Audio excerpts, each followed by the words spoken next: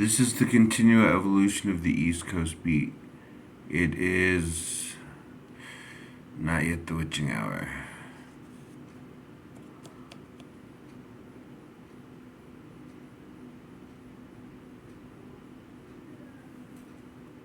So, anybody interested in cluster beat personalities? A female borderline or even a male wants love but is afraid of becoming attached, committing eternally, you know. They'll show you all the love that they have up front, but it's given knowing that one day it will pass.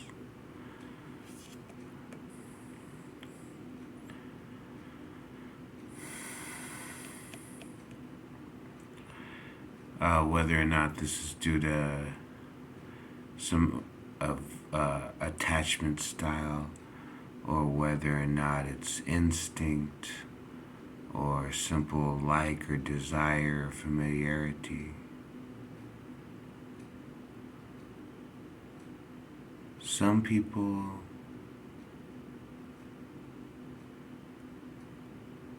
are walking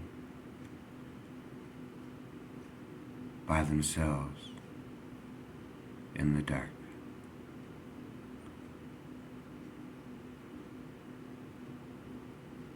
They're searching for something.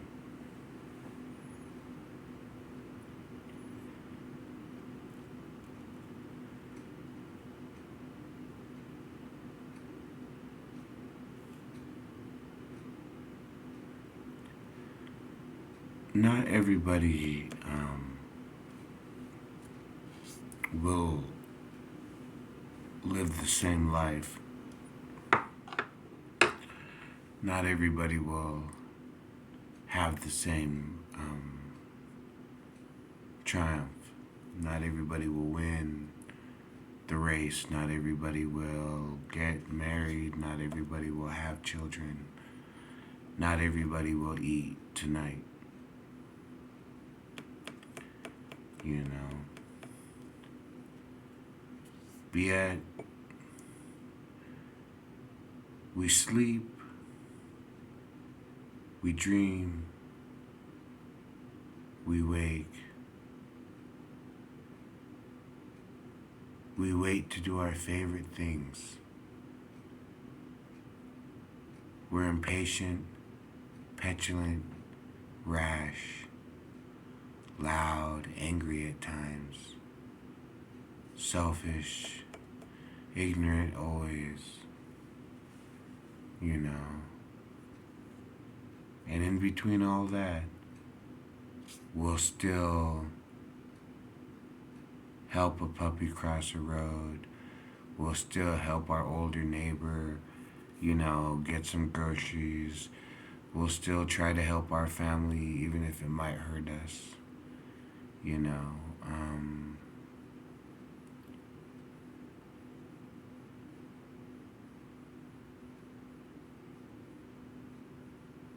So, in cluster B personality, you can either agree with with how you act, or you can disagree and suffer.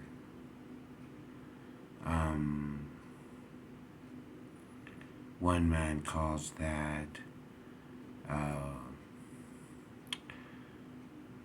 related, but basically, how you act. If you agree with it and you figure it's a wild ride, I used to write poetry until late into the night, talking about whiskey and wine and the devil and forked tongues and barbed tails and you know, moving in between the drops of rain, you know. footsteps echoing, you know, through the corridors of a 400-year-old castle. Those were my words when I was younger because that was my life.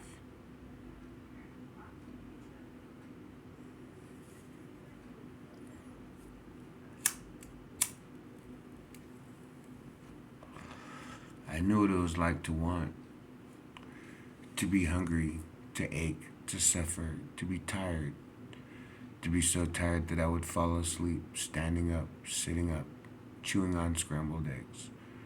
So tired that I would fall asleep and not even know that I had fallen asleep until I woke up. Um,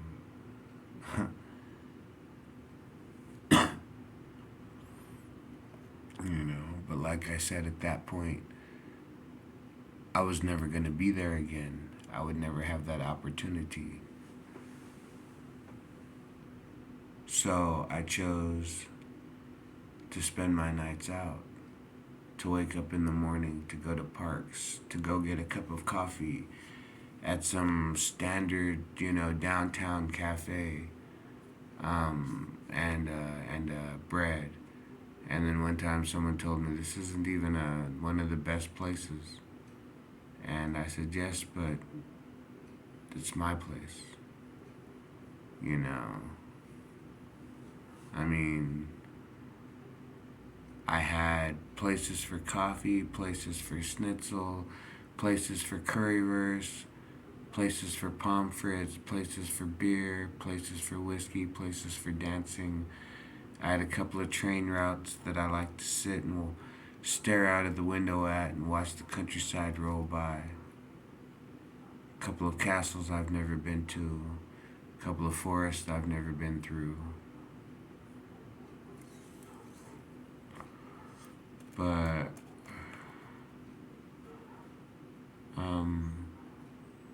I know what it was like when I was younger to live like that. At my age, when I'm older,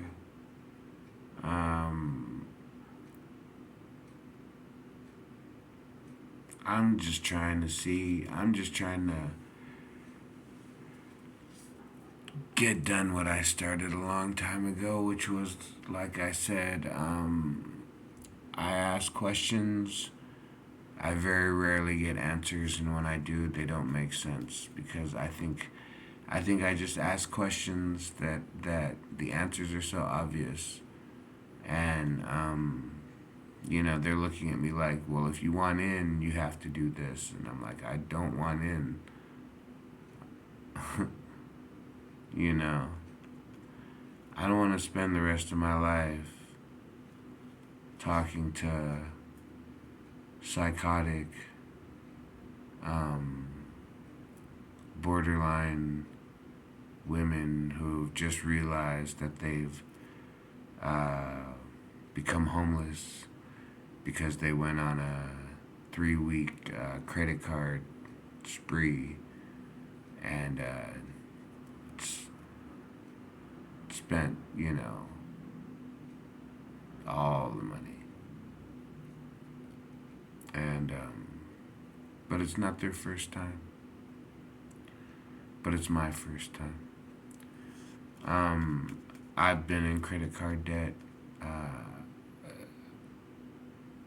It's just one of those things.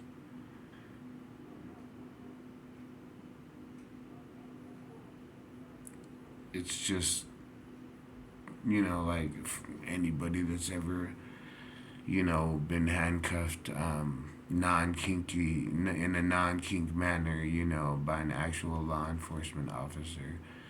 The first time you feel the handcuff go on, it just changes your reality. First time I felt handcuffs on my hand, I thought it was always supposed to be that way. Like, there was somehow I was not gonna make it out of this world without being fucking cuffed and chained and ID'd and photographed and fingerprinted and turned to the left, you know what I'm saying?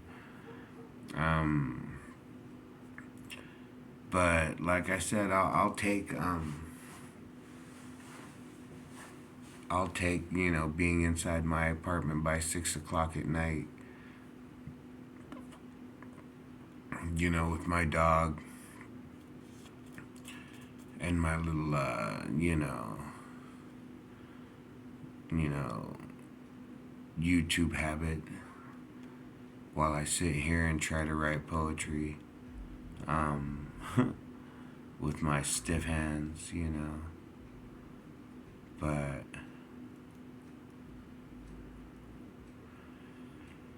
that's just part of life. You wake up in the morning, you want. And if you don't want anything, then you should want to want. I think that in the beginning, when there was nothing, there was simply a want for something. And that's why all of this is. There was just simply a want for something, for life. To feel sunshine on your skin, to feel sand, to wipe the grass off of your jeans, to feel the rain, falling on your hair. Like, I think that that's what we know of life in this world. And the next one, as I've heard, it's supposed to be something I can't imagine. But I can imagine so many things. But something I can't even imagine waits for me. But like I said, there were some questions I asked a long time ago to a certain group of people. You know, waiting on a response. What can I say? I'm 50.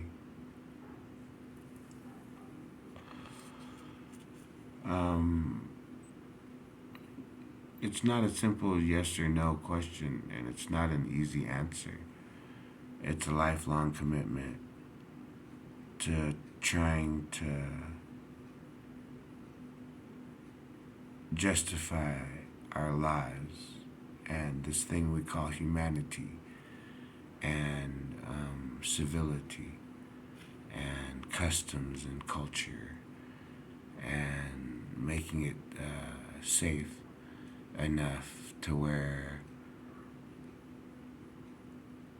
we don't have to fear every stranger walking down the street. I know maybe in some countries that's not possible right now, but hey, you know what I'm saying? As I've said, I believe in the underdog. I'll play for your team, but I really want to win. So, like I said, one question I asked once, why does it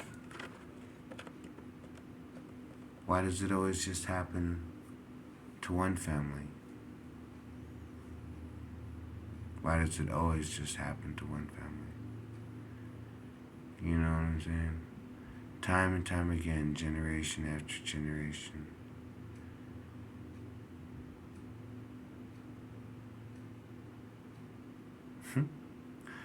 I can be free. I can be free as the next man.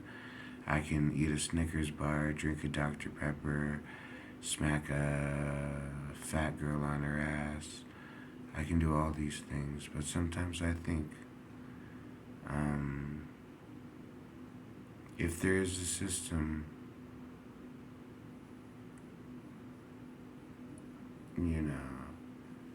it's how we engage it and interact with it.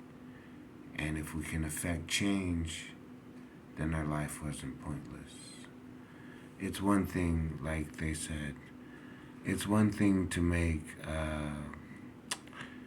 a little girl smile. It's another thing to try to make the world safer for her tomorrow. You know what I'm saying? So, the superhero in me comes out. You know what I'm saying? Do I like girls? Not really. You know what I'm saying? I'd rather hang out with myself. Or I've had a couple of really cool friends in my life. I've had a couple of really good girls, to be honest. But, I don't have a lot of cash, so it's kind of hard to paint the town. You know what I'm saying? Kind of hard to set the town on fire when I got like $6 to last, the date plus 3 days until I get more money. And, it's like shit, so. But, I've had my time, and will it ever change again? I don't know. Every now and then I buy a lottery ticket. Every now and then, if I see an interesting, article about some new job, I'll pay a couple of minutes paying attention to see, well, hey, could I maybe move into that career, before it begins taken over by everybody with doctorate degrees, you know what I'm saying? But that's just the East Coast beat. Like I said, you wake up, you want to do something. If you don't want to do something, want to do something. Find a reason, make it worth it. And if it's just suffering, then you have to suffer, and you have to know suffering. And when you get out of that suffering, then the freedom from it is the weight, is the gold that you received in payment for suffering, the freedom from it, the knowledge that it exists, the the reminder that it can come back at any time. So, you know, when you're free of pain, you're free of pain. When you got a couple dollars, you got a couple dollars. When you got a good night's sleep, you got a good night's sleep. In the end, it could all come down to such simple things. The continual evolution of the East Coast beat.